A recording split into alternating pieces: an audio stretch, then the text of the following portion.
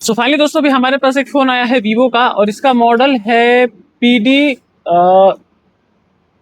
2442। यानी कि ये है वीवो का Y04 नया वाला जो अभी निकला है, जिसका कि अभी बहुत सारा हमने F64 से अनलॉकिंग करके आपको दिखाया है।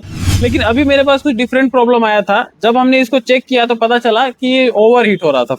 फ़ोन पूरी तरह से डेड था और ओवर हीट हो रहा था। और जब हमने थर्मल कैमरा से रोजिंग पेस्ट लगा के देखा तो हमको पता चला कि इसका रैम पूरी तरह से हीट हो रहा है। रैम के आसपास कुछ कैपेसिटर थे, तो हमने क्या किया, रैम को निकाला, उसको चेक किया तो देख रहे हैं कि उसका कैपेसिटर, जब रैम निकाले तो कैपेसिटर वगैरह के सभी जगहों से सॉर्टिंग हट गया।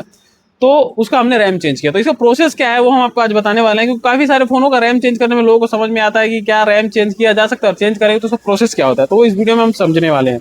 तो सबसे पहले अगर आप स्क्रीन पर यहाँ पर देखेंगे तो ये देखिए, अभी हमारा जो फोन है ये अभी कंप्लीटली ऑन है और इसका रैम हमने अभी चेंज कर दिया है और फोन हमारा प्रॉपर ऑन है। आप देख सकते हैं इसमें सब कुछ ओके है, कोई दिक्कत नहीं है। और सिर्फ हमने इसका रैम चेंज किया, इसके अलावा इसमें अभी कुछ नहीं किया है।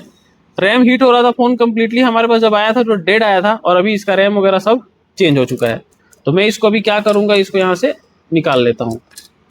निकालने के बाद से आपको मैं इसका पुराना वाला रैम दिखा देता हूँ। ये देखिए, ये है इसका पुराना वाला जो कि EC से है, यानी कि ये सैमसंग का रैम है जो कि पहले से लगाया है। और अभी हमने इसमें जो लगाया है ये माइक्रोन का है। यहाँ पे देख सकते हैं M लिखा हुआ है, तो ये माइक्रोन का है।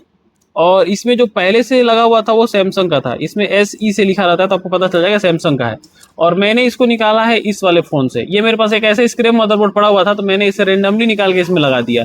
ऐसे कुछ हमने ये नहीं देखा कंफर्टेबल, क्योंकि हालांकि कंफर्टेबल देखना है, क्योंकि अब मान के चलिए कि आपका फ़ोन 3 GB रैम वाला फ़ोन को अगर आप निकालोगे और इसमें 2 GB 4 GB और 6 GB का वेरिएंट आता है तो 3 GB थोड़ी काम करेगा। तो ये चीज़ आपको ध्यान रखना है कि कंफर्टेबल का मतलब होना चाहिए, रैम किसी भी कंपनी का हो, कोई भी हो, आप इसमें डाल सकते हो। बस आपको ये ध्यान रखना है कि कंफर्टेबल हो। कंफर्टेबल का मतलब है कि अगर ये फ़ोन 64 आ रहा है तो 4 GB का रैम हो।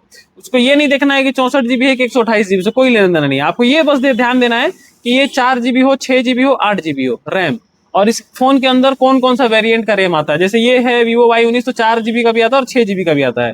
तो मैंने उसी हिसाब से, ये एक रियलमी का कोई फ़ोन है उसका हमने देखा और ये यहाँ से इसको चेंज कर दिया। इसका रैम मतलब ये वाला इसमें का है, इसका हमने निकाल के और इसका इसमें डाल दिया। बस इतना ही किया और हमारा फ़ोन ऑन हो गया। पहले यहाँ पे खूब तेज हीट हो रहा था, इस जगह पे पूरा रैम ओवर हीट हो रहा था।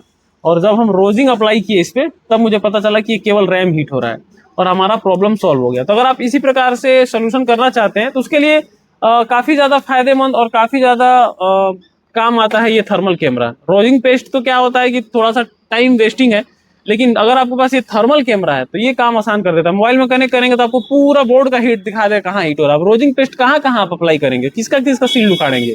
बट ये जब कैमरा आपको हीट दिखा देगा कि इस पोर्शन में हीट हो रहा है तो आपको सिर्फ उसी को शील्ड उखाड़ना पड़ेगा। हर शील्ड को उखाड़ के देखने का जरूरत नहीं पड़ेगा, हाथ से उतना एहसास नहीं हो पाता जितना सेंसिटिव कैमरा दिखा देता है।